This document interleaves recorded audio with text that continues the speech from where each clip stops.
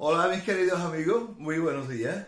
Bienvenido a vuestro canal favorito de pintura, Luis Rizo, pintor artístico.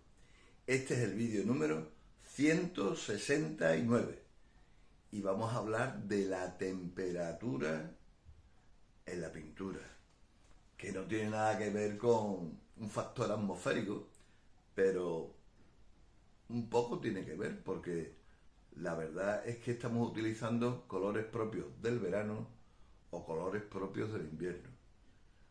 ¿Por qué propios del verano? Cuando hablamos de tonos cálidos, porque estamos hablando de rojo, estamos hablando de ocre, de anaranjado, estamos hablando de sombras, pero que son tostadas, que son sienas, ese tipo de colores, incluso podemos llegar hasta el violeta. Después resulta de que hay otros colores que podemos llamar fríos, mientras que en uno el rojo era el que mandaba, en los colores fríos el que manda es el azul, y tenemos unos tonos fríos verdes, tenemos unos tonos fríos azulados y tenemos unos tonos fríos también de color pues añil o violetas, que también puede ser frío.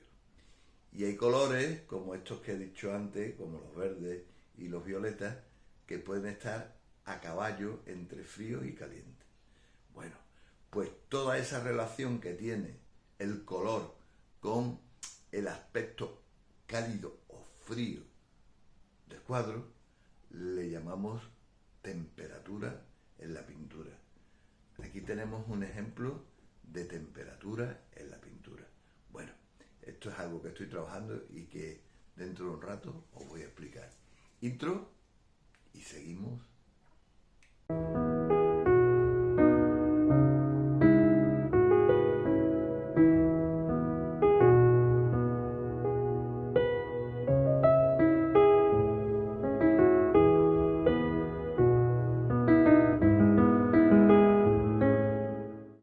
Bueno, bienvenido de nuevo.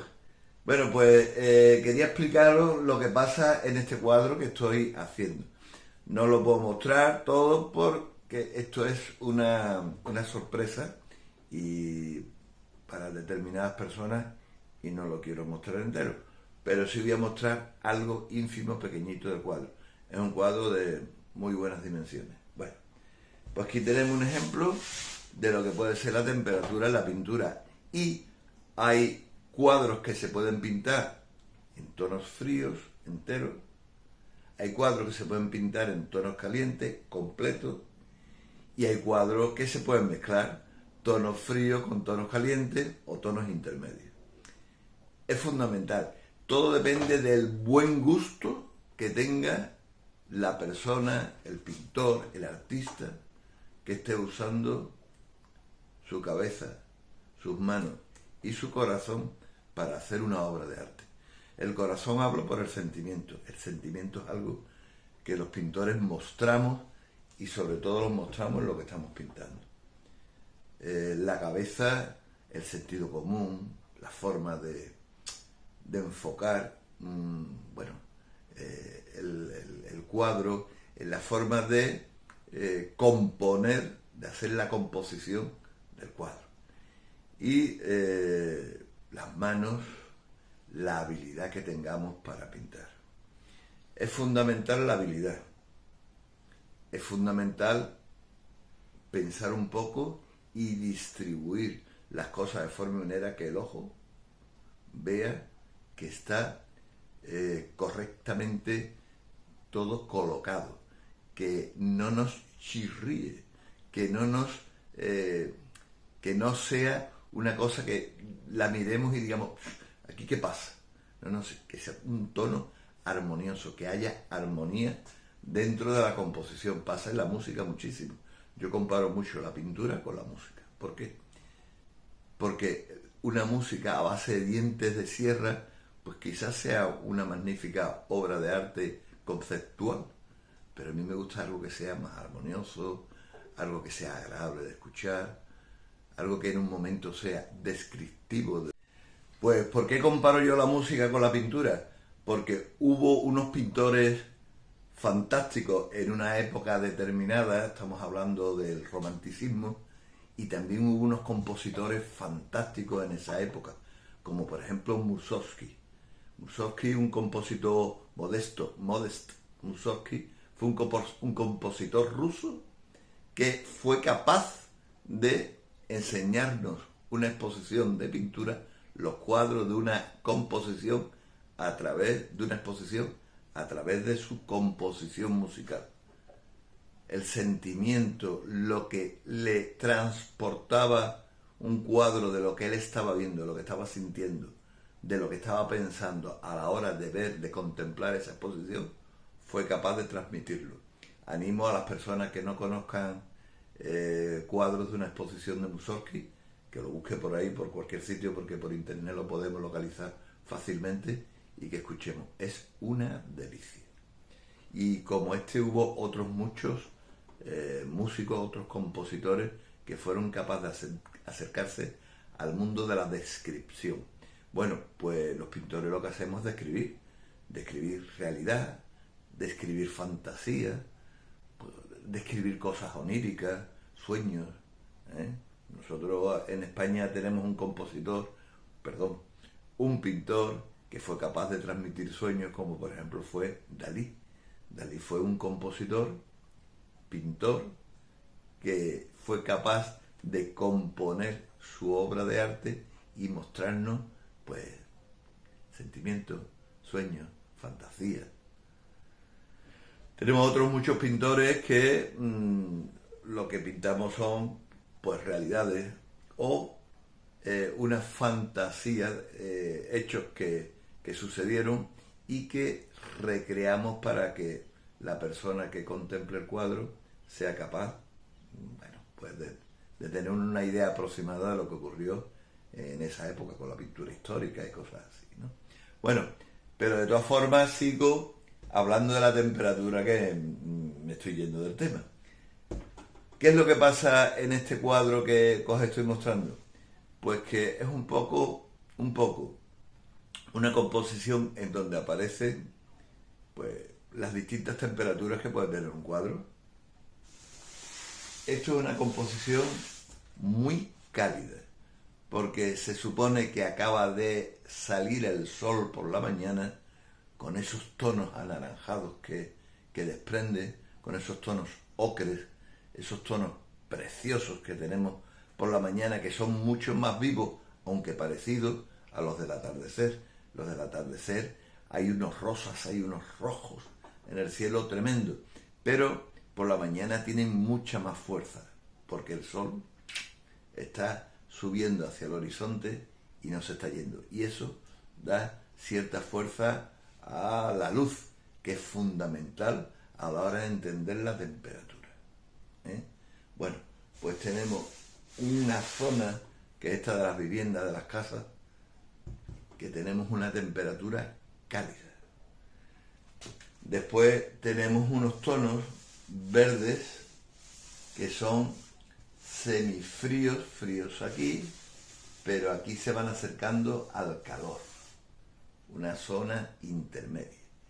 Y aquí tenemos unos tonos fríos, porque en el amanecer, cuando el sol todavía no ha salido o no ha subido suficiente, todavía el cielo adquiere unos tonos azules fríos.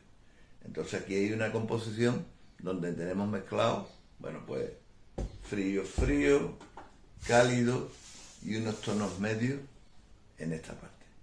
Pues eso es la temperatura en la pintura. Es fundamental a la hora de entender un cuadro que lo hagamos con armonía de composición, una buena idea, con una armonía de sentimiento, una armonía que nos dé esa fuerza que debe de tener un cuadro al ser terminado. Estoy hablando ya de autores que tienen cierta experiencia, que están saliendo ya de su etapa de aprendizaje y que deben de transmitir sentimientos. Y bueno, hay personas que meten ideas políticas, meten ideas sociales, religiosas, ¿eh? Y eso es algo que debemos saber transmitir los pintores, los que componemos con colores en vez de con notas, ¿eh? Y bueno, espero que esto haya servido para algo y que me haya yo sabido explicar. La temperatura es fundamental a la hora de componer un cuadro, tanto como en este caso, pudiera ser la perspectiva atmosférica, que como ya dijimos en alguna ocasión, dependía tanto de la perspectiva lineal como de una serie de factores que hay desde el ojo del espectador, desde el ojo del pintor, hasta el final de la composición.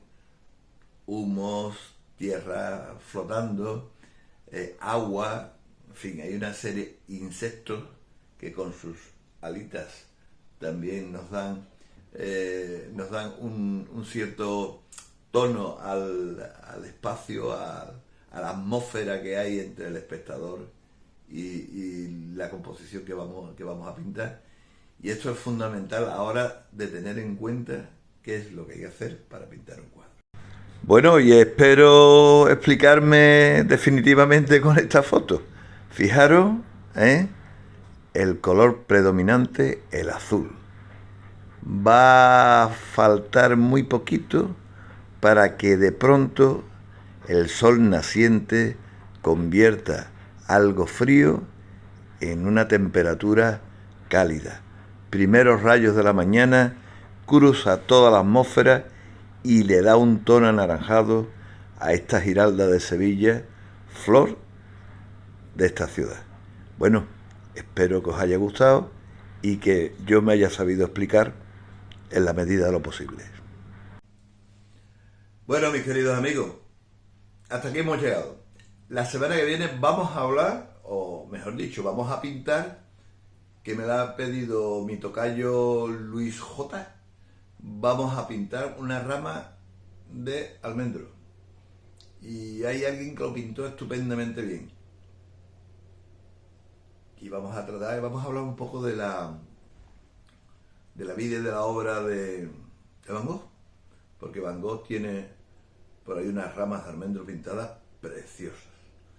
Bueno, pues un abrazo virtual y nos vemos en el próximo capítulo. Os pido ideas para que el canal llegue más lejos. Necesito ideas, sin vuestras ideas pues sería imposible cada semana montar un vídeo. Os pido like y os pido que os suscribáis, así vais a recibir cada semana un aviso de que estoy publicando un nuevo vídeo. Nos vemos la semana próxima. Un abrazo, hasta luego.